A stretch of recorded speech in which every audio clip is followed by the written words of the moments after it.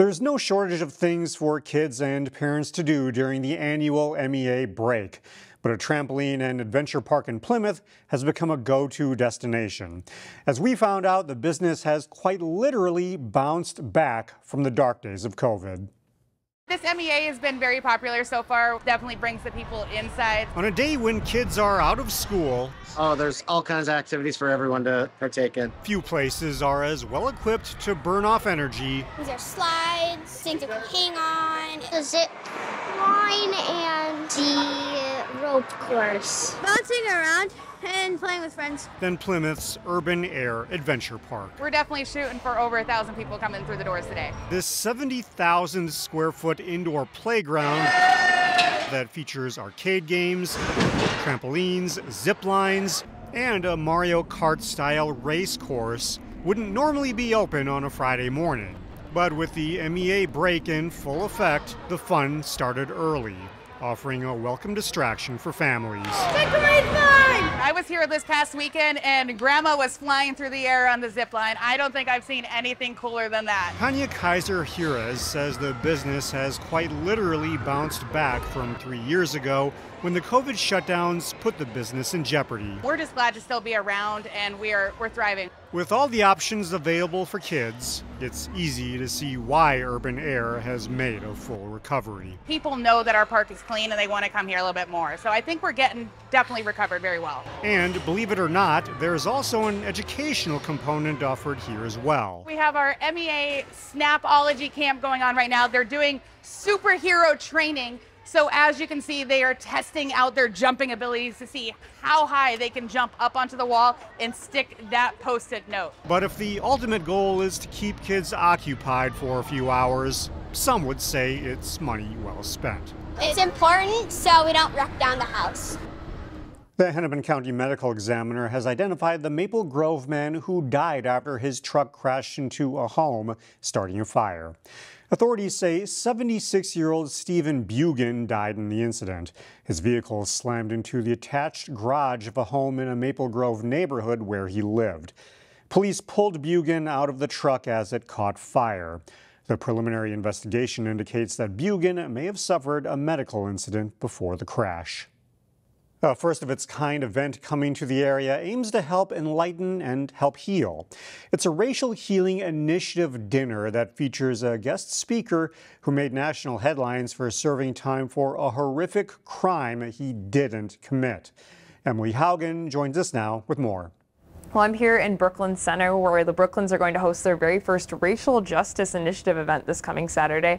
I'm here with Brooklyn Center Director of Administration, Latoya Turk. How are you, Latoya? I'm doing good, Emily. Good to be here with you. All right, so could you tell me a little bit about this event? What can we expect? Yeah, absolutely. So this weekend, Saturday, October the 21st, we'll be here at the Brooklyn Center Community Center from 5 p.m. to 9 p.m. 5 to 6, we'll host a free community dinner. The entire event is free. Well, we will start the beginning of our series on racial healing here in the Brooklyns. We'll have some amazing guest speakers as well as a host and a moderator who will be joining us for the evening. I know you said it was a special guest this time around, right? Yeah, absolutely. So I'll start with our guest moderator, who's Don Staley, who will be joining us and moderating the conversation. And our keynote speaker will be Dr. Yusef Salam.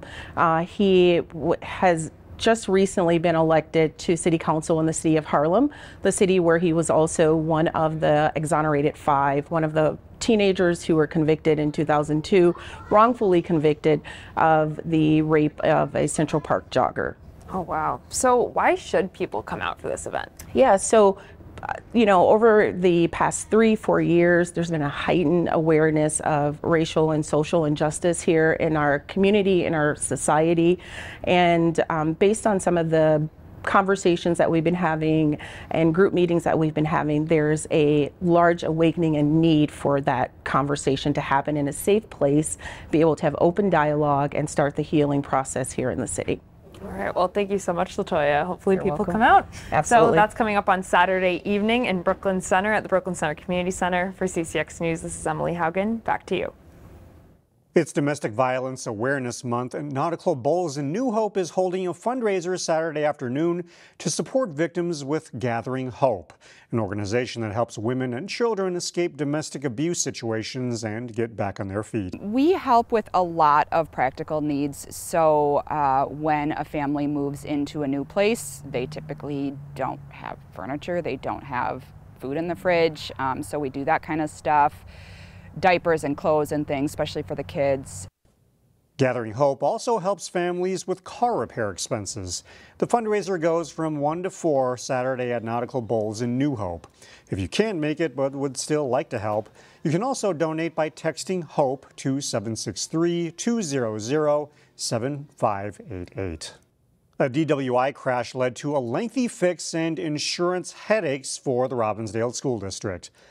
An Apple Valley woman smashed into this sign last March at Lakeview Elementary School in Robbinsdale. She was charged with gross misdemeanor DWI. Many months later, that sign is now fixed. The cost of the fix was more than $34,000. What made matters more difficult, the driver who hit the sign was underinsured. The district took the matter to court, and a Hennepin County judge did rule in the district's favor for restitution payments. A new classroom space may come to Sochacki Park, located on the border between Golden Valley and Robbinsdale. Robbinsdale City Council approved a resolution supporting the project this week. Three Rivers Park District would operate the classroom space. Engineers estimate the cost of the project at about $800,000. Three Rivers is looking for grant funding.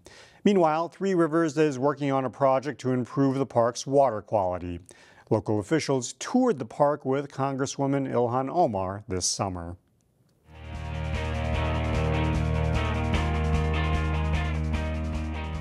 After a rainy loss to St. Michael Albertville in Game 7 of the season, the Maple Grove football team looked to bounce back as they faced Minnetonka in a top 10 Class 6A matchup. Jay Wilcox has the highlights. Senior day at Maple Grove as the Crimson face Minnetonka in a top 10 matchup in 6A football. After a scoreless first quarter, Ryder Skansen leaps in for the 1-yard touchdown as Maple Grove goes up 6-0 early in the second. The Skippers answer with Chase Conrad's short TD run. This defensive battle is tied 6-6 at halftime. Maple Grove starts the second half with some trickery. Dylan Vogel takes the pitch and then throws the halfback pass to a wide-open Henry Stang, who finishes off a 65-yard touchdown, and the Crimson lead 13-6. Different formation and look this time, but a similar play as Vogel just gets rid of it in time and Stang catches it and scores again.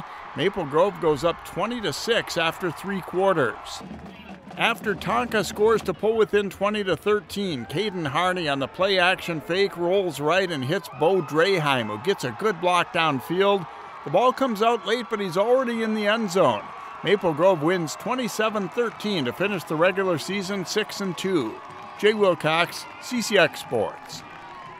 The Wayzata football team was looking to end their regular season on a high note. It was a night of throwing the football between the Trojans and pass-happy Anoka. Senior night at Wayzata with the Trojans looking to improve to 3-5 on the season, facing a Tornadoes team shooting for its 6th win of the season. First quarter, Anoka quarterback Peyton Padani waits and then throws to Evan Frecking in the back of the end zone for a touchdown. It's a 7-0 Anoka lead after 1. Second quarter, Wayzata QB Cole Heilbrunn has time to throw and lets loose downfield to an open Tony Lay, a 53-yard touchdown play. Trojans are on the board. It's 14-7. Anoka comes right back. Padani with another of the 92 pass attempts that these teams combined for on the night. Finds Zach Welch in the end zone for a 4-yard touchdown. Tornadoes lead 21-10 at the half. Third quarter, Wayzata's Kyle Boutwell comes up with his team's biggest defensive play of the night. He picks off Padani and goes 70 yards with the interception return for a touchdown. The Trojans make a 2-point conversion to pull within 21-18. But Anoka's defense doesn't allow any second-half points. Welch on defense here tackles Owen Winston in the end zone for a safety.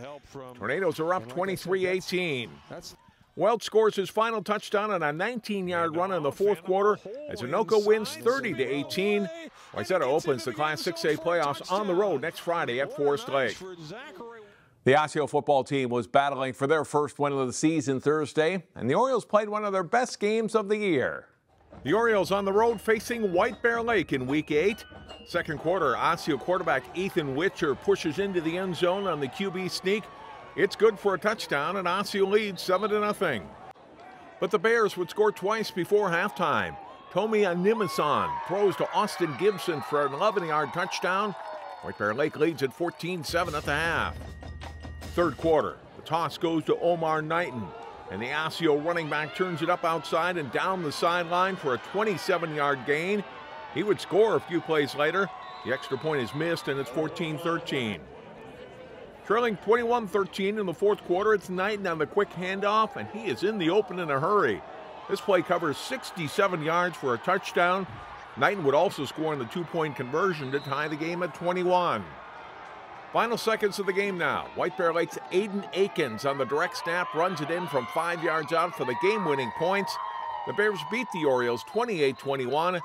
Osseo opens the Class 6A playoffs next Friday at top-ranked Eden Prairie. John Jacobson, CCX Sports. Find more prep sports games and highlights at ccxmedia.org and follow us on social media.